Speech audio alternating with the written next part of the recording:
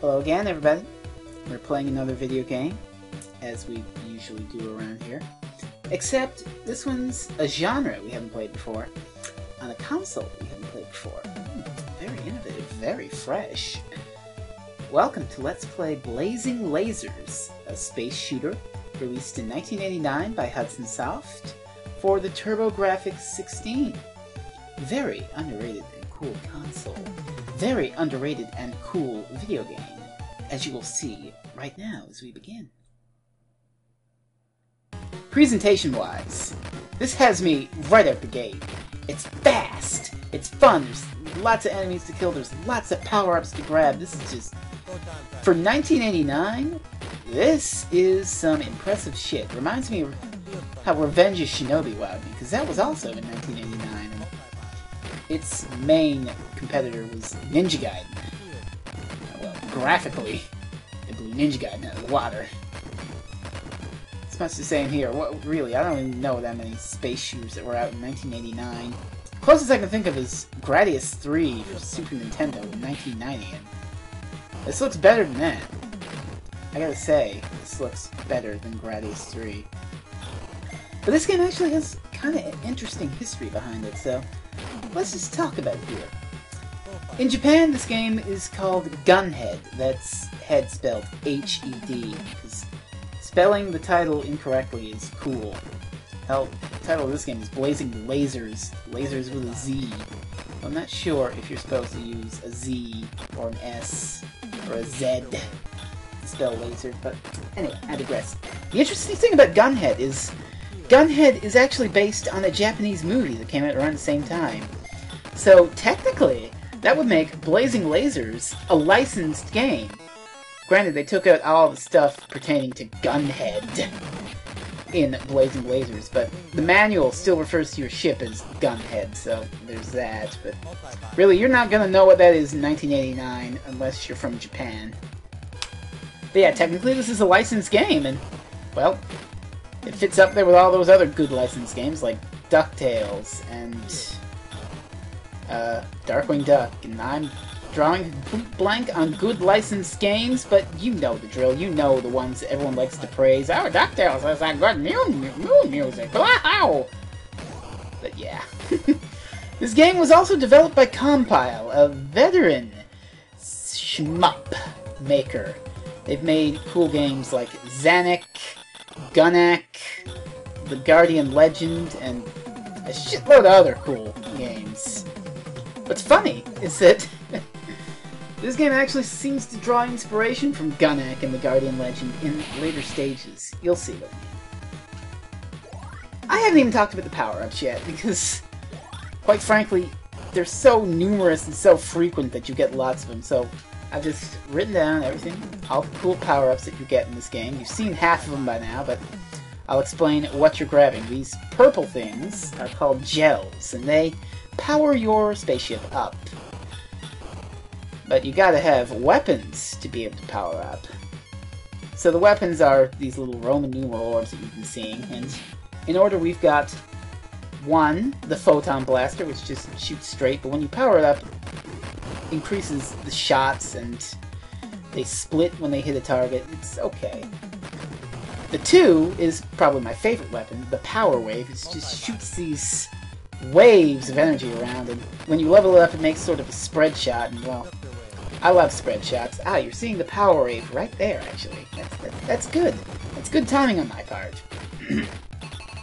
The 3 is the field thunder, which shoots a lot of electricity around in a various strange spread. It's okay, probably my second favorite weapon. And the number 4 is the ring blaster. It has a little orb hovering around you. It can block shots and stuff. And if you power it up a lot, they also shoot these big old waves of rings. It's interesting. I've seen some good use of it in later levels. Now, as for the letters you get, those are sort of options. M is multi-body, and that gives you a little option. I don't like it that much because I much prefer the shield, which is S. I'm more of a defensive guy when it comes to my shmups. I like to be able to take a hit because Like hell, I'm going to be able to survive a shmup without taking a hit. and I'd like to be able to take them.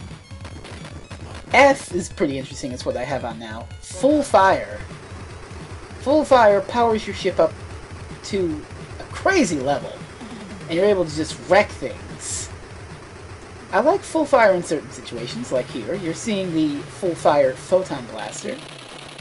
Look at it explode in beautiful, beautiful chunks, like so. It's pretty great, but I sort of took a hit there and I lost the back attack power of it, but no biggie, we can beat this boss.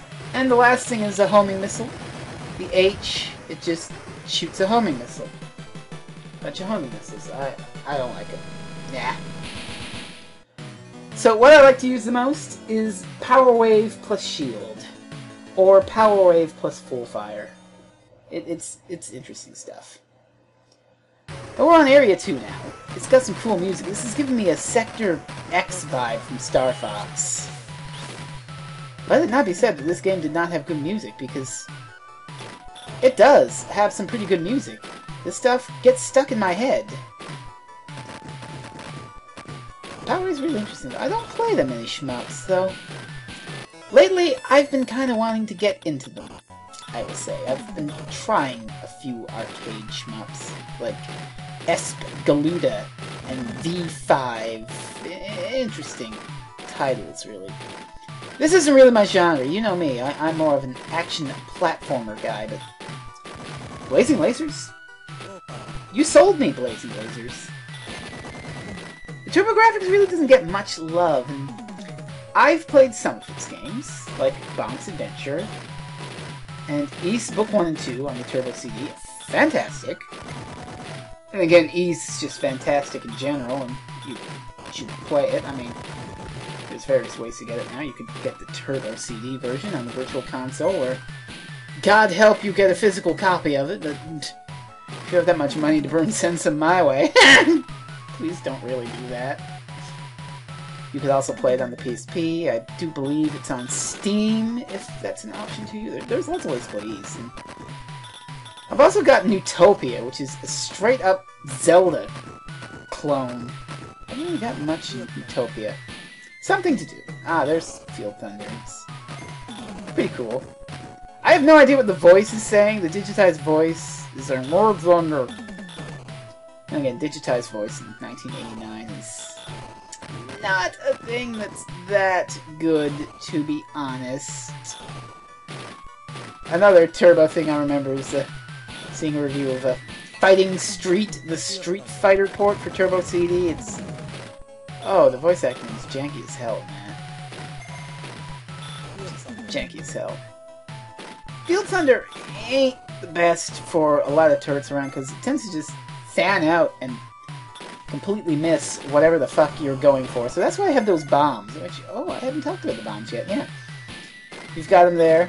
You press the, what is it, the 1, the 2 button, because the TurboGrafx didn't have B and A buttons. They had 1 and 2. And it had turbo switches on it, because it's the TurboGrafx. Turbo power and such.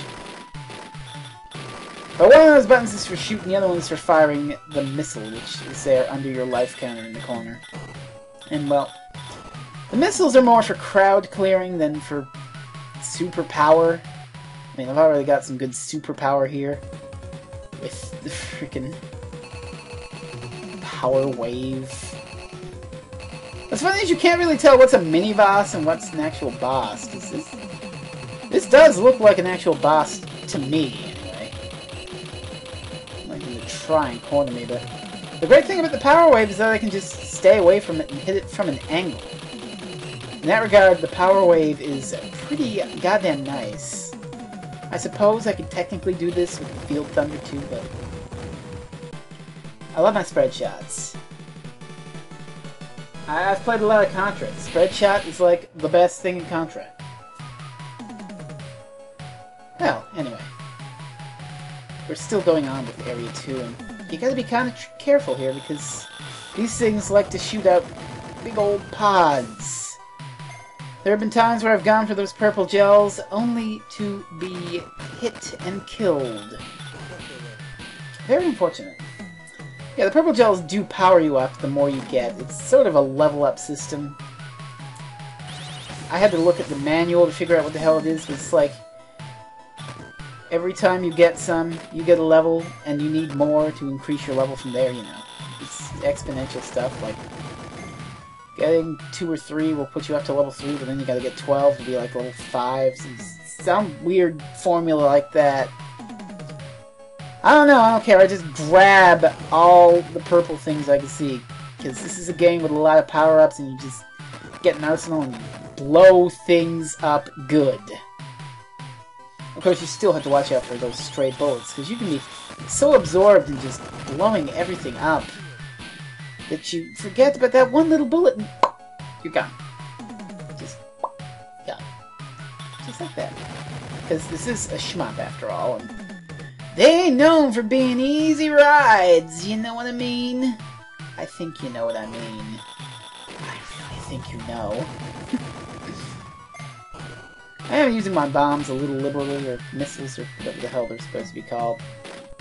You shoot them and they explode. They're bombs. That's what they are. They're bombs. I do believe we are coming to Area 2's boss, who's laughably easy with a charged up power wave like this. It's nuts. He's this big, weird robot, and he opens up and shoots a laser. You can just stand here and hit him. He does try to shoot this little triangle to make you weave around and not be able to hit him from the front, but you can scroll it off screen. That was incredibly fast. Good God. But that's Area 2 clear. And I think that's about where we're gonna call it. 2 levels of video. Seems pretty good. So, we're just gonna pause the game here, and that'll be that. I'll see you next time for more Blazing Lasers. We're gonna blaze, and we're gonna laze.